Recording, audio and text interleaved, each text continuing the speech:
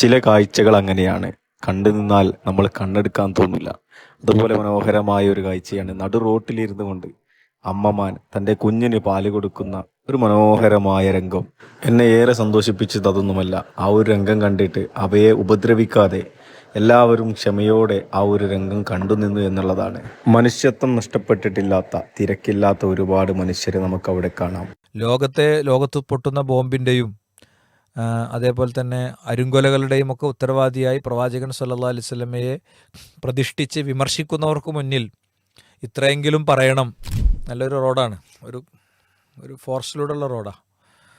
അപ്പോൾ ആ ഫോറസ്റ്റിലൂടെയുള്ള റോഡിൽ ഒരു മാൻപേട അതിൻ്റെ കുഞ്ഞിന് ഇങ്ങനെ പാല് കൊടുക്കുകയാണ് നട റോട്ടിൽ. അപ്പോൾ വണ്ടികളൊക്കെ ആ മാൻപേടക്കും കുഞ്ഞിനും വേണ്ടിയിട്ട് അവിടെ സ്റ്റോപ്പാക്കി ഇട്ടിരിക്കുകയാണ്.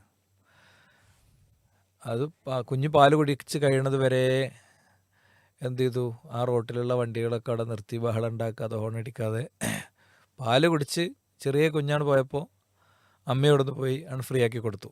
അപ്പോൾ നമ്മുടെ ചിന്തയിൽ ഉയർന്നു വരേണ്ട ഒരു കാഴ്ചയായി അത് തോന്നിയതുകൊണ്ട് അതാണെന്ന് നമ്മളിവിടെ കൊണ്ടുവന്നിട്ടുള്ളത്. എന്ന് പറഞ്ഞു കഴിഞ്ഞാൽ ഒരു വിശ്വാസി എന്നുള്ള നിലക്ക് നമ്മൾ നോക്കി കാണുമ്പോൾ ഉണ്ടാകേണ്ട ഒരു തരം ആനന്ദവും ഒരു കാഴ്ചപ്പാടൊക്കെ ഉണ്ട്. നമ്മളുടെ വീടും നമ്മുടെ അയൽപ്പക്കത്തെ വീടും പട്ടിണിയും പരിവട്ടവും ഒക്കെ ഒരു വിശ്വാസിയുടെ ബാധ്യതയിൽപ്പെട്ടതാണ്. ശരിക്ക് 100% നമ്മുടെ കടമയിൽപ്പെട്ടതാണ്. അഥവാ നമ്മളുടെ വീട് ഭക്ഷണം കഴിച്ച് ഭക്ഷിച്ചിരിക്കുകയും നമ്മുടെ അയൽവാസിയുടെ വീട് പട്ടിണി കിടക്കുകയും ചെയ്താൽ അതിൻ്റെ പ്രശ്നം വരുന്നത് നമ്മളെ ഈമാനിനാണ്. റസൂലുള്ളാഹി സ്വല്ലല്ലാഹു അലൈഹി വസല്ലം പഠിപ്പിച്ചിട്ടുണ്ട്. അപ്പം ഇതേ തത്വം ഈ വേനലൊക്കെ വരുമ്പോൾ, വെള്ളം വറ്റുമ്പോൾ, മഴ അകന്നു നിൽക്കുമ്പോൾ പക്ഷികളുടെ, കിളികളുടെ, മൃഗങ്ങളുടെ ഒക്കെ വെള്ളം, ഇതൊക്കെ നമ്മുടെ സജീവ ശ്രദ്ധയിൽ വരേണ്ടതാണ്. ഇനിയിപ്പോൾ 3-4 ദിവസം കൂടി കഴിഞ്ഞാൽ ഏകദേശം നമ്മളെ കുട്ടികളെ ഇതൊക്കെ കഴിഞ്ഞു. അപ്പോൾ അത് കഴിഞ്ഞാൽ ഉടനെ നമുക്ക് അവർക്കൊരു അസൈൻമെൻറ്റ് വേണമെങ്കിൽ കൊടുക്കാൻ പറ്റും. പക്ഷികൾക്ക് കുറച്ച് വെള്ളം വെച്ച് കൊടുക്കുക. അതെവിടെയൊക്കെ വെച്ചത് നമുക്ക് ഓർമ്മ വേണം. കാരണം മഴക്കാലം വന്നാൽ അതിൽ വെള്ളം കെട്ടി നിന്ന് കൊതുകും ശല്യങ്ങളൊക്കെ ഉണ്ടാവാനുള്ള സാധ്യതയും ഉണ്ട്. അപ്പോൾ അതൊക്കെ ഒരു വിശ്വാസിയുടെ അജണ്ടയായി മാറും. എപ്പോൾ പ്രവാചകൻ സല്ലല്ലാഹു അലൈഹി വസല്ലം ഈ പക്ഷി മൃഗാദികളോടൊക്കെ കാണിച്ച ഒരു വല്ലാത്ത സ്നേഹമുണ്ട്. ഇപ്പം നമ്മളെ വീട്ടിൽ തന്നെ നമ്മൾ ചിലപ്പോൾ വീട്ടിൽ തന്നെ ഇത് വളർത്തുന്നവരുണ്ടാകും. അപ്പോൾ അതിൻ്റെ ഫുഡ്, അതിൻ്റെ വൃത്തി, അതിൻ്റെ കൂട്, അതിൻ്റെ ആല, ഇതൊക്കെ ശ്രദ്ധിച്ച് ചെയ്യേണ്ടതാണ്. ഇതിനൊക്കെ പുണ്യമുണ്ട്. ആ നിയത്ത് അങ്ങനെ സെറ്റാക്കി ചെയ്യുമ്പോൾ അതിനൊക്കെ വിചാരമൊക്കെ അതിനുണ്ട്. ഈ പറയണം പക്ഷിമൃഗാദികൾക്കും ഈ പറയുന്ന വികാരങ്ങളൊക്കെ ഉണ്ട്. പ്രവാചകൻ സല്ലല്ലാഹു അലൈഹി വസല്ലം തങ്ങളുടെ അടുത്ത് ഒരൊട്ടകം കരഞ്ഞൊരു സംഭവം ഉണ്ടല്ലോ. ദഖലൻ നബി സല്ലല്ലാഹു അലൈഹി വസല്ലം ഹായിതൻ ലിറജുലിൻ മിനൽ അൻസാർ ഫൈദാ ഫീഹി ജമലുൻ ഫലമ്മാ റഅ നബിയു ഹന്ന വദറഫത് ഐനാഹു. പ്രവാചകൻ ഒരു സഹാബിയുടെ വീട്ടിലേക്ക് ചെല്ലുമ്പോൾ അവിടെ ഒരു ഒട്ടകമുണ്ട്. ആ ഒട്ടകം നിന്നിങ്ങനെ കരയണത് കാണുകയാണ്. അപ്പോൾ പ്രവാചകൻ സല്ലല്ലാഹു അലൈഹി വസല്ലം ചോദിച്ചു, മൻ റബ്ബു ഹാദൽ ജമൽ, ആരാണ് ഈ ഒട്ടകത്തിൻ്റെ ഉടമസ്ഥൻ എന്ന് ചോദിച്ചപ്പോൾ ആ സ്വഹാബി മുന്നോട്ട് വന്നു. അപ്പോൾ അള്ളാഹുവിൻ്റെ റസൂൽ ചോദിച്ചത്, അഫല തത്തഖില്ലാഹ ഫി ഹാദിഹിൽ ബഹീമ, ഈ മൃഗത്തിൻ്റെ കാര്യത്തിൽ നീ എന്താ അള്ളാഹിനെ പേടിക്കണില്ലേ എന്നാണ്. അപ്പോൾ പക്ഷിമൃഗാദികളുടെ കാര്യത്തിലും അള്ളാഹുവിനെ പേടിക്കേണ്ട ഒരു തലമുണ്ട് എന്നാണ് ഞാൻ പറയുന്നതിൻ്റെ ചുരുക്കം. ഇപ്പോൾ അത് ശരിക്ക് നായക്ക് വെള്ളം കൊടുത്ത സംഭവം, ബൈനമാ റജുലുൻ, ഒരാൾ നടന്നു പോകുമ്പോൾ അയാളൊരു നായ ഇങ്ങനെ മണ്ണ് തിന്നുന്നത് കാണുകയാണ്. നമുക്ക് ആ ചരിത്രം ഞാൻ നീട്ടി പറയണ്ട.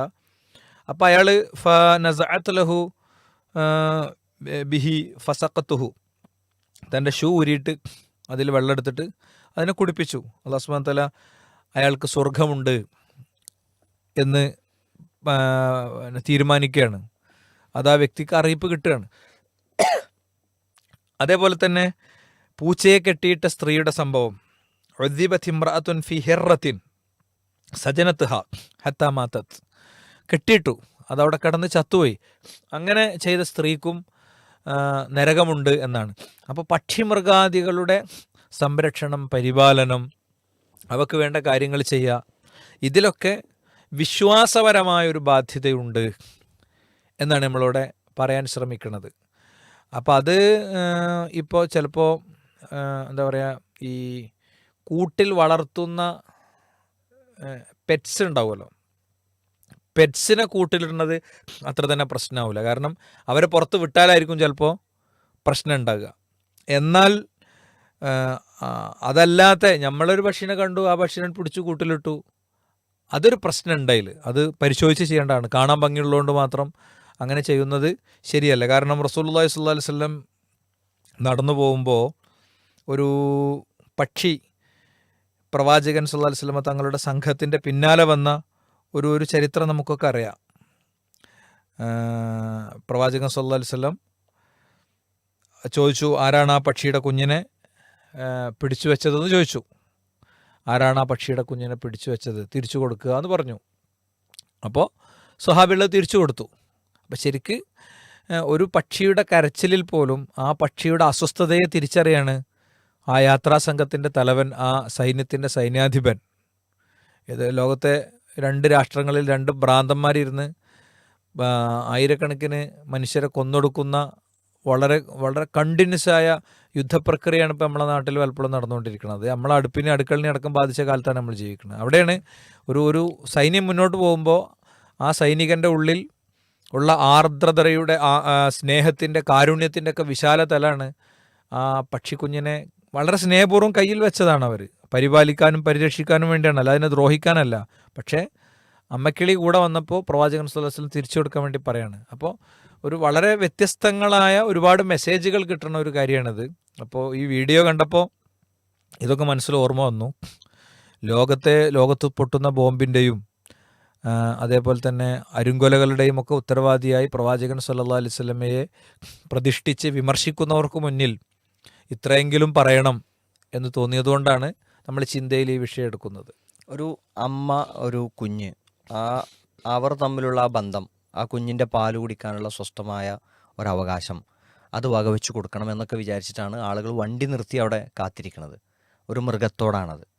ഇതുപോലെ ആ മൃഗത്തോട് കാണിക്കുന്ന ആ ഒരു മര്യാദ പോലെ മനുഷ്യരുടെ ജീവിതം, അവരുടെ മാതാപിതാക്കൾ തമ്മിലുള്ള ബന്ധം, അവർ കുട്ടികൾ, സഹോദരങ്ങൾ തമ്മിലുള്ള ബന്ധം, ഇതൊക്കെ ഭംഗിയായി നിലനിൽക്കുന്നതിന് ഞാൻ തടസ്സമാകരുത് എന്ന് ഓരോരുത്തരും വിചാരിക്കണം. അത് ഒരു റോഡിൻ്റെ നടുവിൽ വന്ന് ഈ കാര്യങ്ങൾ ചെയ്യുമ്പോൾ നമ്മൾ മാറി നിന്ന് കൊടുക്കണം എന്നത് മാത്രമല്ല ഉള്ളത്. ഇതിനപ്പുറത്ത് നേരത്തെ പറഞ്ഞ പോലെ ഒരാളുടെ ജീവിതം തന്നെ, ജീവൻ തന്നെ, വെള്ളം, ശുദ്ധമായ വെള്ളം കുടിക്കാനുള്ള അവകാശം, സ്വസ്ഥമായ വായു ശ്വസിക്കാനുള്ള അവകാശം, ഇതൊക്കെ നഷ്ടപ്പെടുത്തുന്ന ആളുകളുള്ള ഈ കാലത്ത് ഇതിൽ നിന്ന് വലിയ പാഠങ്ങൾ വേറെയുണ്ട്. അതെ. ഒരാഴ്ച മുമ്പായിരിക്കും ഒരു സാധുവായ മനുഷ്യനെ ഇങ്ങനെ വിളിച്ചിട്ട് വലിയൊരു വിഷമം പറഞ്ഞു.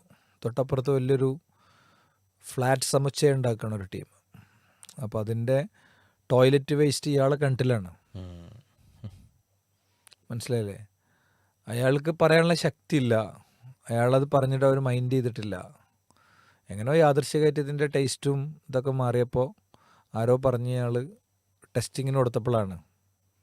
അപ്പോൾ നമ്മളൊക്കെ ശ്രദ്ധിക്കണം. നമ്മൾ പിന്നെ ചെയ്യുന്ന കാര്യങ്ങൾ, ഒരുപാട് ഇബാദത്തും ഒരുപാട് ഇസ്ലാമിൻ്റെ ചിഹ്നങ്ങളൊക്കെ ജീവിതത്തിലുണ്ടാകും.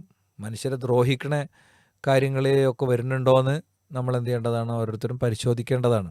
എങ്ങനെയെങ്കിലും വരുന്നുണ്ടോയെന്ന് പരിശോധിക്കേണ്ടതാണ്. ചിലപ്പോൾ നമ്മളെ വീട്ടിലെ ഒരു മാവോ അല്ലെങ്കിൽ നമ്മളെ എന്താ പറയുക, പറമ്പിലൊരു കൊമ്പൊക്കെ ആയിരിക്കും.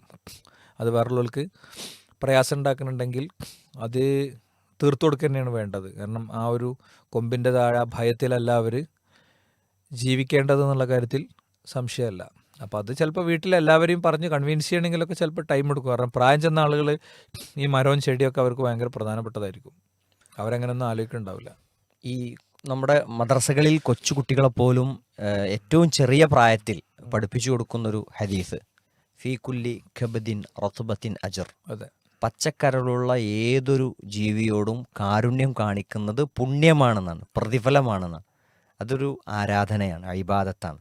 അപ്പോൾ അങ്ങനെ കുഞ്ഞുങ്ങളെപ്പോലും നമ്മൾ മദ്രസകളിൽ പഠിപ്പിക്കുന്നത് ജീവികളോട് കരുണ കാണിക്കണം എന്നാണ്. എല്ലാ നായ്ക്കളെയും എടുത്തിട്ട് കല്ലെറിയണം എന്നല്ല, എല്ലാ പൂച്ചകളെയും കാലുകൊണ്ട് ചവിട്ടി ആട്ടി വിടണം എന്നല്ല. വളർത്തണമെങ്കിലും അല്ലെങ്കിലും ഒരു ജീവിയെയും എന്ത് ചെയ്യേണ്ട, അനാവശ്യമായി ഉപദ്രവിക്കണ്ട. നമ്മളെ ഇങ്ങോട്ട് ഉപദ്രവം ഉണ്ടാക്കുന്ന ജാതി ജീവികളെയാണെങ്കിൽ അവയെ ആ രൂപത്തിൽ കൈകാര്യം ചെയ്യാനുള്ള അനുവാദമുണ്ട്. അത് മനുഷ്യൻ്റെ ജീവനുള്ള വില വേറെ തന്നെയാണ്. അതിനേക്കാൾ വലിയ വില ഒരു ഉപദ്രവകാരിയായ ഒരു നായയുടെ ജീവിതത്തിനില്ല, അത് സംശയമൊന്നുമില്ല.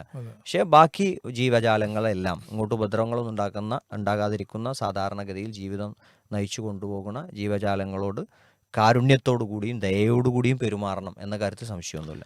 അതുകൊണ്ട് തന്നെ ഈ കൊല്ലാൻ പറ്റുന്ന ജീവികളെ പ്രത്യേകം ഇസ്ലാം മെൻഷൻ ചെയ്തിട്ടുണ്ടല്ലോ.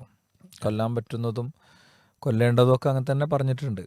ഓക്കെ, അപ്പോൾ ഏതായാലും ശ്രോതാക്കൾക്ക് ഇതിൽ നിന്ന് കിട്ടുന്ന പാഠവും നിങ്ങൾക്ക് ഫീൽ ചെയ്ത കാര്യങ്ങളൊക്കെ ഒന്ന് ടെക്സ്റ്റ് ചെയ്യാൻ ശ്രമിക്കുക. ഇൻഷാ അല്ലാഹ്. ബാറക്കല്ലാഹു ഫീക്കും.